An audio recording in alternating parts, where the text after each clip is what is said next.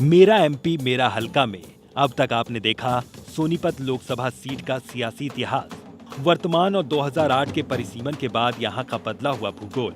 इसके साथ ही आपने देखा सोनीपत संसदीय क्षेत्र के सोनीपत, राई, गन्नौर, गोहाना और बड़ौदा का सूरत-ए-हाल। लोगों का इल्जाम है कि सांसद जितेंद्र मलिक पिछले 5 सालों में काम तो करना दूर, एक बार पलट कर भी हालचाल जानने तक नहीं पहुंचे। गली के अंदर इतना बुरा हाल है पिछले 2 साल से, ना तो कोई एमसी, ना एमपी, ना एमएलए, कोई यहाँ पे कोई भी इस गली की तरफ ध्यान देने के लिए तैयार नहीं। इस गली की तरफ क्या है, पूरा सोनीपत का यही हाल है। ये सीवर भरे पड़े जाते हैं, गली में निकलने का रास्ता नहीं, बुजुर्ग लोग गिरते रहते हैं, रेडियां पलट जाती हैं, सब्जी की बच्चे बेचारे स्कूल जाते हैं सवेरे और बैग समेत गिर जाते हैं। इसकी रोड की है भाई, और ये पानी की। यहाँ बच्चों का आना जाना दुब हो रहा है, ना बहन का, ना बेटियों का, ना स्कूल की लड़कियों का, ना बच्चों का टूटेगा।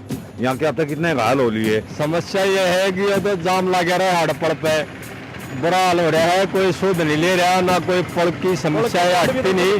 पिछले 1 साल से ये रोड ऐसे की ऐसी खराब पड़ी है, ना इसमें कुछ एक्टिविटीज है, ना कुछ है, ना कोई कार्य, कोई काम धंधा आज बिल्कुल ठप पड़े। हमारी गली और सड़कों का बुरा हाल है। यहाँ पर हम कई बार तो रोड जाम कर चुके हैं, कई बार एमएलए के पास जा चुके हैं, ना तो 2 दिन आते हैं, देख के चले जाते हैं।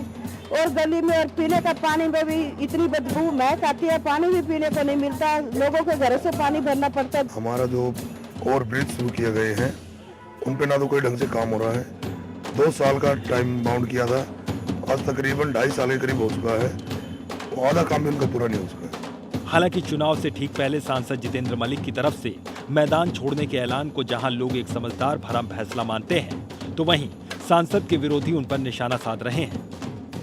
अब देखिए जींद जिले के 2 अहम हलके जींद और सफीदो विधानसभा क्षेत्रों में कितना विकास हुआ।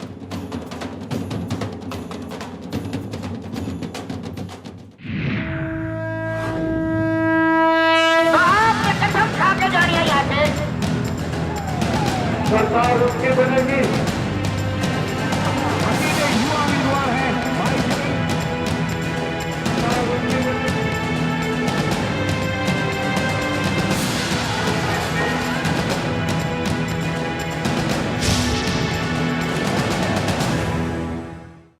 हरियाणा की राजनीति में जींद जिले की काफी महत्वपूर्ण भूमिका रही है। जाट लैंड के इस जिले की अहमियत का अंदाजा इसी बात से लगाया जा सकता है कि हरियाणा की राजनीति में जब भी बदलाव हुआ है, बिगुल यहीं से फूंका गया है।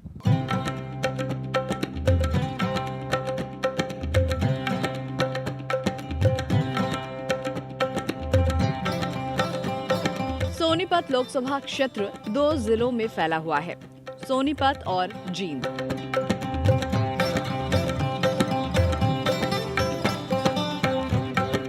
जींद जिले की 3 सीटें इस लोकसभा सीट का हिस्सा हैं, जींद, सफीदो और जुलाना। हम आपको बता दें कि जींद जिले का सियासी मिजाज सोनीपत से बिल्कुल अलग है। इस बात को समझाने के लिए सिर्फ ये बताना काफी है कि जींद की 3 सीटों पर इस वक्त मुख्य विपक्षी पार्टी इंडियन नेशनल लोकदल का कब्जा है।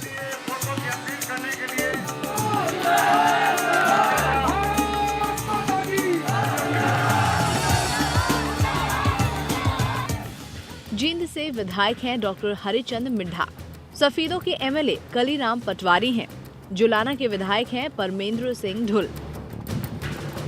आप ये जानकर हैरान रह जाएंगे कि 2009 के विधानसभा चुनाव में जींद से खाता भी नहीं खोल पाई थी कांग्रेस। इन्होंने अपने समीकरण हर चुनाव में बदलते रहे,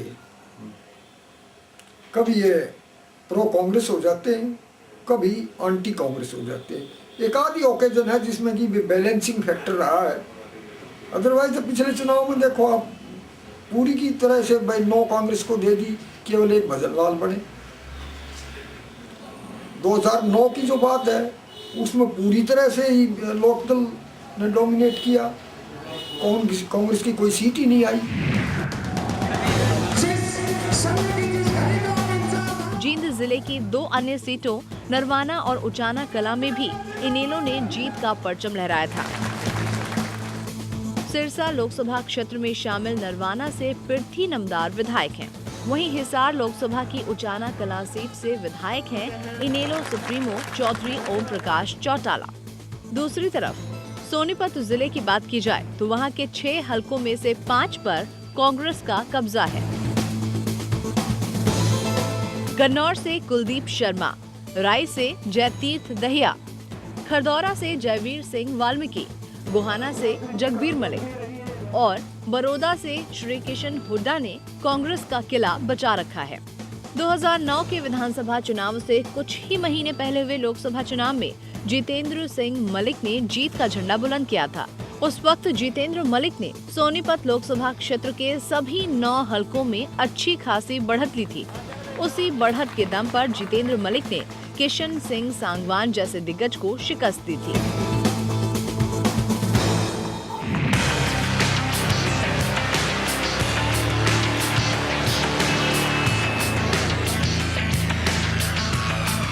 जींद विधानसभा सीट 2008 में हुए परिसीमन से पहले तक हिसार लोकसभा क्षेत्र का हिस्सा थी।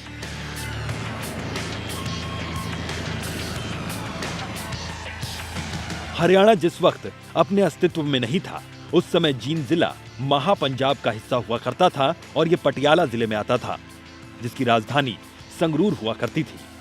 इस हिस्से को पंजाब में पेप्सू के नाम से जाना जाता था।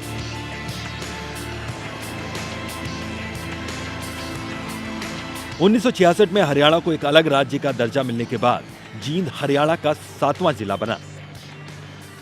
तब यह हिसार लोकसभा का हिस्सा बना था, लेकिन 2008 में हुए परिसीमन के बाद जींद हलके को सोनीपत लोकसभा सीट में मिला दिया गया। 2009 के चुनाव में जींद से इनेलो ने डॉक्टर हरिचंद मिड्ढा को उतारा। डॉक्टर मिड्ढा को करीब 34,000 वोट मिले। कांग्रेस प्रत्याशी मांगेराम गुप्ता को सिर्फ 26,000 वोट मिले। तीसरे नंबर पर रहे हरियाणा जनहित कांग्रेस के ब्रिजमोहन सिंगला को महज 11,000 वोट मिले थे।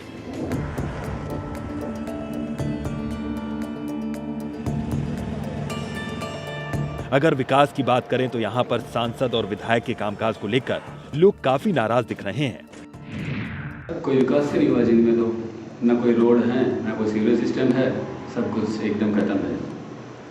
और तो सब देखते ही हैं, कुछ भी विकास नहीं है, ना कोई कॉलेज है बढ़िया, ना कोई इंस्टीट्यूट है बढ़िया, ना कोई यूनिवर्सिटी आज तक कोई बढ़िया, कुछ भी नहीं है जींद में। विकास कहाँ है? विकास कौन से विकास की बात कर रहे हैं? जींद सिर्फ रैलियों का अखाड़ा बनकर रह चुका है।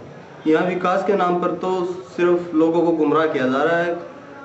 यहाँ जो नेशनल हाईवे है वहाँ उस सड़क की हालत भी देखें ना, इतने गड्ढे हैं कि वाहन चलाना मुश्किल है।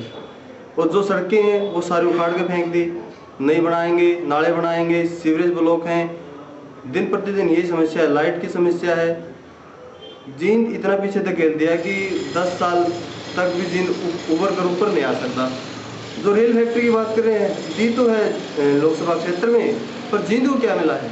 वो भी उस साइड चली गई सोनीपत की तरफ। आज जो सांसद विकास की बात कर रहे हैं, विकास का तुमको तब पता लगेगा ना कि वो इलेक्शन से चुनाव से पहले ही मैदान छोड़ गए। अगर उन्होंने विकास किया होता तो वो टिकट मांगने के लिए मजबूर होते, हमें टिकट चाहिए, चुनाव लड़ेंगे हम। उन्होंने पता है तूने विकास नहीं किया, इसलिए वो मैदान छोड़कर पहले ही वहां से। आज जिला जींद में हर असुविधा है। शिक्षा की बात करो, यहाँ पे कोई बड़ा शिक्षा संस्थान नहीं है। जो अस्पताल हैं उसमें डॉक्टर नहीं है, और खेलों की तरफ भी कुछ भी नहीं है। यहाँ के खिलाड़ी बहुत दमदार हैं और गांव में खिलाड़ी बहुत ज़्यादा हैं, लेकिन सुविधाओं के अभाव से यहाँ पे खिलाड़ी आगे नहीं आ सकते हैं। यहाँ के खिलाड़ी भी आगे जा सकते हैं, लेकिन सुविधाएं मिले तो जहाँ तक पानी नहीं है, 5 के 5 जो जींद के हल्के हैं उसमें कुछ भी नहीं हो रहा है। जहाँ तक हमारे सांसद महोदय की बात है, हमारे सांसद महोदय तो कभी दर्शन देते ही नहीं। उनके लिए गाना भी हो सकता है, झलक दिखला जा एक बार।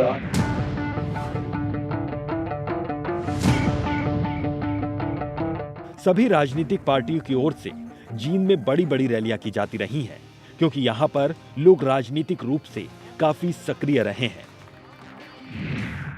चौधरी देवीलाल का न्याय युद्ध हो या चौधरी बंसीलाल की रैली या चौधरी भूपेंद्र सिंह हुड्डा की पदयात्रा, हरियाणा की तमाम बड़ी सियासी लड़ाइयां जींद की इसी ऐतिहासिक जमीन से शुरू हुई है और इतिहास इस बात का साक्षी है कि जिस भी नेता ने यहाँ से परिवर्तन की शुरुआत की है उसे यहाँ की जनता ने बतौर इनाम सत्ता की कुर्सी भी सौंपी है।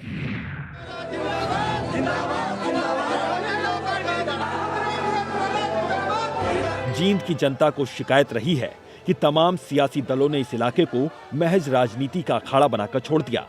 नेता आए और अपनी राजनीतिक रोटियां सेक कर चलते बने। जींद के विकास की तरफ किसी ने कोई ध्यान नहीं दिया। यहाँ पर कई ऐसे मुद्दे हैं जिन पर बरसों से किसी ने कोई ध्यान नहीं दिया।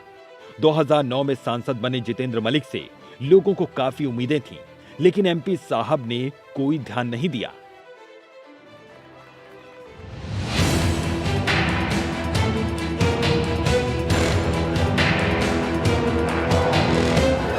जींद में आज लोगों के लिए मूलभूत सुविधाओं का अभाव है। कई गांवों में लोग पीने के पानी और बिजली की किल्लत से जूझ रहे हैं। सिंचाई के लिए किसानों को नहरी पानी की पर्याप्त व्यवस्था नहीं है। जहाँ तक पानी का सवाल आता है, यहाँ बहुत से गांव हैं, झांझ, बड़ौदी, बरसोड़ा, जयजवान, डांडा खेड़ी, ऐसे बहुत से गांव हैं जिनके बारे में हम लोग समय समय पर सवाल उठाते रहे कि यहाँ पर पानी की बहुत कमी है। लोगों को पीने का पानी नहीं मिलता, फसलों के लिए पानी नहीं मिलता, और पानी अगर कहीं है भी तो ऐसा पानी है जिससे बीमारी फैलने का पूरा डर रहता है। कुछ गांव तो ऐसे हैं जहाँ पर कैंसर जैसे रोग पीड़ित होते हैं। ज़्यादा से ज़्यादा लोगों को कैंसर की बीमारी को झेलना पड़ता है, जिस पानी को पी के लोग अधिकतर बीमार रहते हैं। जहाँ तक लाइट, बिजली की व्यवस्था का सवाल है, वो सब आपके सामने है। बिजली किसी भी पूर्ण रूप से यहाँ पर उतनी रूप से बिजली नहीं मिलती जितनी एक आदमी को आवश्यकता होती है। वो समय कुछ और था जब आदमी कम बिजली में भी अपना गुजारा कर लेता था, लेकिन आज सुबह उठते ही इंसान को सबसे पहले बिजली चाहिए ताकि वो अपने कार्यों को सुचारू रूप से कर सके, अपने नियमित कार्यों को कर सके। और जहाँ तक सड़कों की व्यवस्था है, आप जींद में तो क्या लगभग पूरे हरियाणा में रोहतक डिस्ट्रिक्ट को छोड़ के, रोहतक, झज्जर और सोनीपत को छोड़ के बाकी सब जगह पे सड़कों की जो व्यवस्था है वो पूर्ण रूप से खत्म। जींद की सड़कों की स्थिति बदतर है। यहाँ कोई बड़ा शिक्षण संस्थान तक नहीं है। अस्पताल में डॉक्टरों की बेहद कमी है। जींद में खिलाड़ियों की कमी नहीं है, लेकिन यहाँ खिलाड़ियों को मिलने वाली सुविधाओं की बेहद कमी है। गांव के अंदर खिलाड़ी स्कूलों में अभ्यास करते नजर आते हैं। कई गांव में जो मिनी स्टेडियम बनाए गए हैं, वहां पर भी पर्याप्त सुविधाएं नहीं है। जींद में आज बाईपास के लिए जींद में इतना समय हो गया, कोई भी कार्य सड़कों के लिए नहीं है। चारों तरफ से रास्ते में खड्डे खुदे हुए हैं और घंटे 2-2 घंटे तक जाम रहता है। और इस चीज की व्यवस्था कांग्रेस सरकार ने किसी रूप से भी सूझबूझ नहीं ली। और जहां तक सवाल आता है स्वास्थ्य का सवाल आता है, स्वास्थ्य के नजरिए से भी जींद के अंदर जो हॉस्पिटल है उसको आप देख सकते हैं, करीबन 40% डॉक्टरों की कमी है। और ना ही तो यहाँ बड़े टेस्ट होते हैं। उन टेस्टों के लिए लोगों को औने-पौने दामों में प्राइवेट जगह पे जाना पड़ता है, और जिनके लिए रोहतक या फिर जींद में ऐसी जगह जाना पड़ता है जहाँ उनको बहुत ज्यादा कीमत चुकानी पड़ती है। साल 2009 में यहाँ से सांसद भी चुने गए और विधायक भी, लेकिन अगर विकास की बात करें तो यहाँ सांसद ने इस पूरे हलके पर कभी कोई ध्यान नहीं दिया। तो वहीं विपक्षी पार्टी इनेलो के विधायक होने के चलते उनकी अपनी अलग मजबूरियां रहीं। विधायक के बेटे का कहना है कि कांग्रेस की लहर के चलते सांसद जीतने में कामयाब हो गए, लेकिन चुनाव जीतने के बाद वादे तो दूर, कभी लौटकर दोबारा यहाँ की जनता से मिलने तक नहीं आए। सांसद महोदय ने तो ऐसा कोई भी विशेष रूप से जींद के ऊपर कोई भी ग्रांट किसी प्रकार की नहीं दी। उन्होंने मेरे अनुमान से 10 से 15 लाख रुपए ज्यादा से ज्यादा ग्रांट जींद शहर को दी है, और बाकी विशेष रूप से कोई भी उन्होंने ऐसा कोई भी ग्रांट का कार्य नहीं किया। और जहां तक सांसद महोदय की बात है, तो बाय फेस सांसद महोदय के बहुत से लोग ऐसे हैं जो पहचानते भी नहीं, क्योंकि उन्होंने जींद में आने का कार्य किया ही नहीं, क्योंकि वो बहुत ही कम जींद में आए हैं। वो तो कांग्रेस की लहर थी, उस लहर के माध्यम से जीत गए, बाकी उन्होंने किसी भी विकास कार्य को गतिशील नहीं किया जींद में।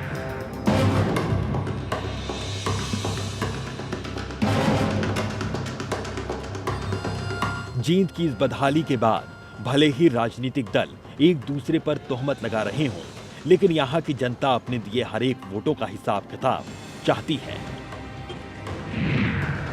सफीदो सोनीपत लोकसभा क्षेत्र में आने वाले जींद जिले की अहम विधानसभा सीट है। लेकिन विकास के मामले में यहाँ के लोगों का दुर्भाग्य है कि सूबे में कांग्रेस की सरकार है और हल्के में इनेलो का विधायक, जबकि यहाँ के सांसद ने भी क्षेत्र के विकास में कोई दिलचस्पी नहीं दिखाई। सोनीपत संसदीय क्षेत्र में शामिल जींद जिले का दूसरा हलका है सफीदो। सफीदो शहर और आसपास के 72 गांवों को मिलाकर बना है सफीदो विधानसभा क्षेत्र। फिलहाल यहां से इंडियन नेशनल लोकदल के कलीराम पटवारी एमएलए हैं। उन्होंने साल 2009 के विधानसभा चुनाव में पूर्व विधायक बचन सिंह आर्य को हराया था। बचन सिंह आर्य पुराने कांग्रेसी दिग्गज हैं। उनके सियासी कद का अंदाजा इसी बात से लगाया जा सकता है कि साल 1991 में बनी भजनलाल सरकार में वो मंत्री रहे थे, लेकिन कुछ राजनीतिक परिस्थितियां ऐसी बनी कि उन्होंने कांग्रेस को अलविदा कह दिया। लेकिन कांग्रेस छोड़ने के बाद भी वो हल्के में पूरी तरह से सक्रिय रहे। शायद इसी का नतीजा था कि साल 2005 के विधानसभा चुनावों में वो सफीदों से निर्दलीय उम्मीदवार के तौर पर मैदान में उतरे और कांग्रेस प्रत्याशी कर्मवीर सैनी को चारों खाने चित कर दिया। 2005 में निर्दलीय विधायक बने बचन सिंह आर्य मुख्यमंत्री भूपेंद्र सिंह हुड्डा के बेहद करीबी माने जाते हैं। कहा जाता है कि 2009 के लोकसभा चुनाव में कांग्रेस प्रत्याशी जितेंद्र मलिक की जीत में बचन सिंह आर्य ने बेहद अहम भूमिका निभाई थी। सांसद के प्रति आज भी उनके दिल में काफी सहानुभूति है, वो भी तब जबकि सांसद के खिलाफ ज्यादातर विरोध की आवाजें सुनाई देती हैं। लेकिन पूर्व विधायक तो खुलकर उनका बचाव करते नजर आते हैं। वैसे तो पूरे हरियाणा में समान विकास हो रहा है और सफीदों में तो जहाँ से मैं 2 बार विधायक रहा और मंत्री भी रहा हूँ और वर्तमान में भी मुख्यमंत्री जी का हम साथ रह करके इलाके का विकास करा रहे हैं। तो जितना विकास मुख्यमंत्री चौधरी भूपेंद्र सिंह हुड्डा जी के समय में हुआ है, शायद इतना कभी हुआ होगा। आप समझ सकते हैं कि पूर्व विधायक के दिल में सांसद जितेंद्र मलिक के साथ साथ सरकार के लिए भी सॉफ्ट कॉर्नर क्यों है। दरअसल एक ऐसा दौर रहा है जब निर्दलीय विधायक बचन सिंह आर्य पर कांग्रेस का रंग चढ़ा हुआ था। बचन सिंह आर्य को 2009 में कांग्रेस टिकट का दावेदार माना जा रहा था, लेकिन कांग्रेस ने बचन सिंह आर्य के बजाय पुराने कांग्रेसी दिग्गज रामकिशन को अपना प्रत्याशी बनाया। इंडियन नेशनल लोकदल ने कलीराम पटवारी को मैदान में उतारा। हरियाणा जनहित कांग्रेस ने जय भगवान शर्मा पर दांव लगाया।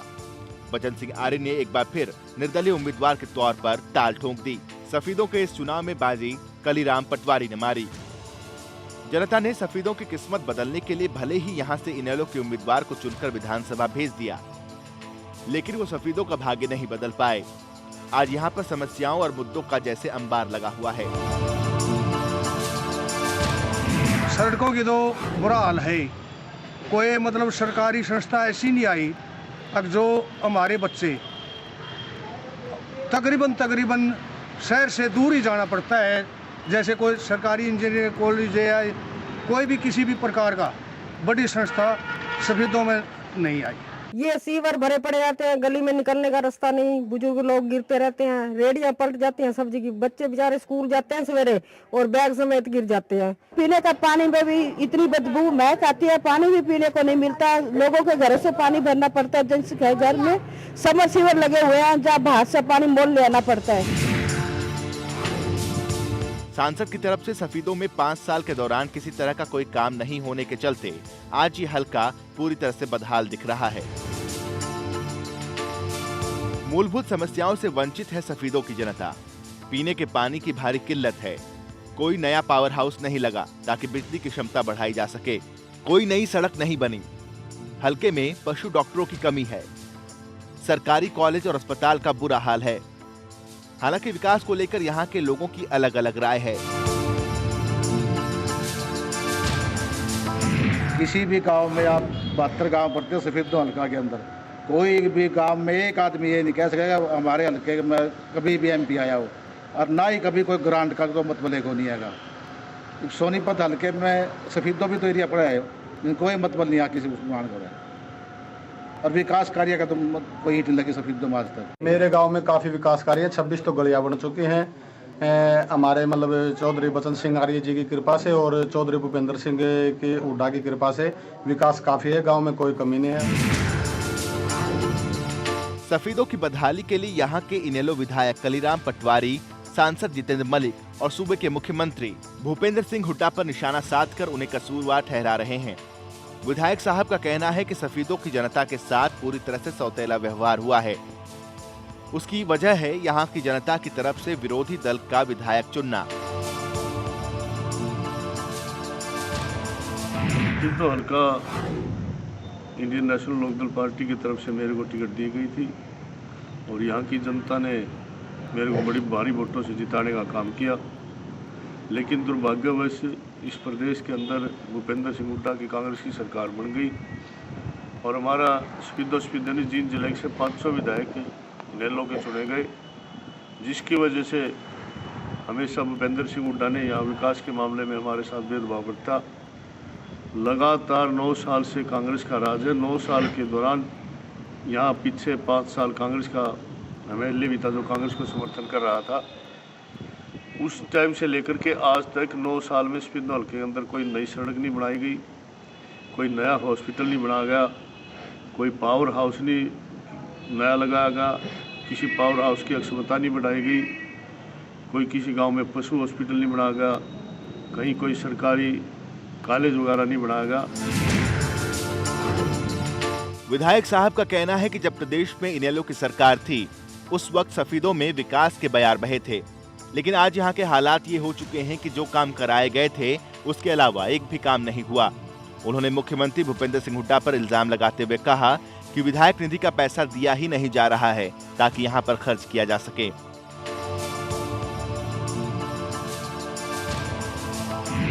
हमारे नेता चौधरी ओम प्रकाश चौटाला ने स्पीडो के अंदर 2 करोड़ रुपए लगा करके इतनी सुंदर बिल्डिंग बनाने का काम किया था, जहाँ पर 14 डॉक्टरों की पोस्ट MBBS की सैंक्शन है, जिनमें सिर्फ आज 1 डॉक्टर है। जब हमारे आदरणीय नेता चौधरी ओम प्रकाश चौटाला मुख्यमंत्री थे, चौधरी ओम प्रकाश चौटाला ने सफेदों के अंदर बाईपास बनवाने का काम किया था। यहाँ सरकारी हॉस्पिटल की जो मैं कह रहा था बिल्डिंग बनाने का काम किया, बस स्टैंड बनाने का काम किया, नगर पालिका की बिल्डिंग बनाने का काम किया, नहर का 1 पुल होता था 2 पुल बनवाने का काम किया, पावर हाउस 132 kV का होता था स्पीडो के अंदर 220 का बनवाने का काम किया। पिछले चुनाव में कलीराम पटवारी से मात खाए कांग्रेस के नेता बचन सिंह आर्य का दावा है कि सोनीपत संसदीय क्षेत्र के सभी हलकों में समान विकास हो रहा है। सांसद का बचाव करते हुए आर्य ने कहा कि जितेंद्र मलिक की अनुपस्थिति में सारा काम खुद मुख्यमंत्री के बेटे दीपेंद्र हुड्डा संभाल रहे हैं और खुद जाकर लोगों की सुध ले रहे हैं, इसलिए आने वाले चुनाव में जनता कांग्रेस को ही चुनेगी। सांसद थोड़ा अस्वस्थ रहा है, बीमार और अस्वस्थता के कारण यहाँ ये सही बात है कि वो कम आ पाया, मगर उनकी कसर हमारे माननीय दीपेंद्र जी हुड्डा जी जो सांसद है उन्होंने जोर शोर से जो एक MP कर सकता उससे भी दुगना तिगना विकास कराया है और अनेकों बार वो यहाँ पर सफेदों के गांव-गांव में घूमे हैं। कोई विकास की कमी दीपेंद्र हुड्डा जी ने नहीं रहने दी। यहाँ क्षेत्र के किसी वोटर को, किसी आदमी को पूछ लीजिए कि आप कभी किसी ने सांसद महोदय के यहाँ दर्शन हुए हो, वोट तो उसने भी ली हमारी तरह, लेकिन हम जनता के बीच में रहते हैं। किसी से पूछिए कि आपका MLA आपके बीच में आता है ना आता है। मैं 24 घंटे जनता के दुख सुख में शामिल रहता हूँ। MP महोदय तो आज वोट लेने के बाद यहाँ दर्शन भी नहीं दिखाए, कहाँ का विकास कराएंगे, और उसको तो आज सरकार की तरफ से, सेंट्रल गवर्नमेंट की तरफ से 5 करोड़ रुपये सालाना ग्रांट मिलती है, और आज हमारे विधायकों को विकास निधि के नाम पर एक नया पैसा भी नहीं दिया जा रहा। ये हालात आज इस प्रदेश के अंदर है और हमारे स्पीडो हल्के के अंदर ये हालात। जिस तरह से सफेदों को लेकर विकास के दावे किए जा रहे हैं उसे पूरी तरह से तो दरकिनार नहीं किया जा सकता है, लेकिन जिन मुद्दों पर जवाब देने आज जनता के सामने कांग्रेस के दूसरे नेता आए, ऐसे में यहाँ की जनता खुद सांसद महोदय से उन वादों के बारे में जानना चाहती है।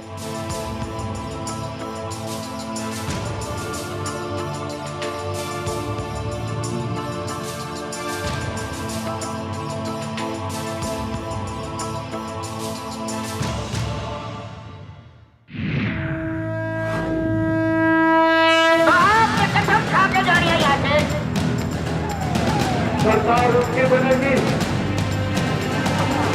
युवा उम्मीदवार है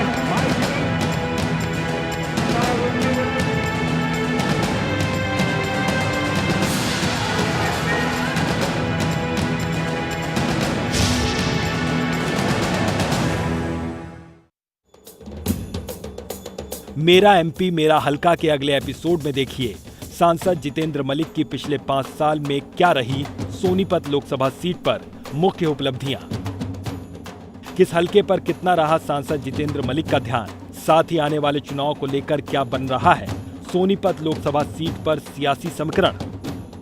सांसद जितेंद्र मलिक के मैदान छोड़ने के ऐलान के बाद किसने ठोकी कांग्रेस से अपनी दावेदारी। चुनाव से पहले सोनीपत लोकसभा सीट पर बन रहे सियासी समीकरण को देखने के लिए आप देखते रहिए लोकसभा का कुरुक्षेत्र।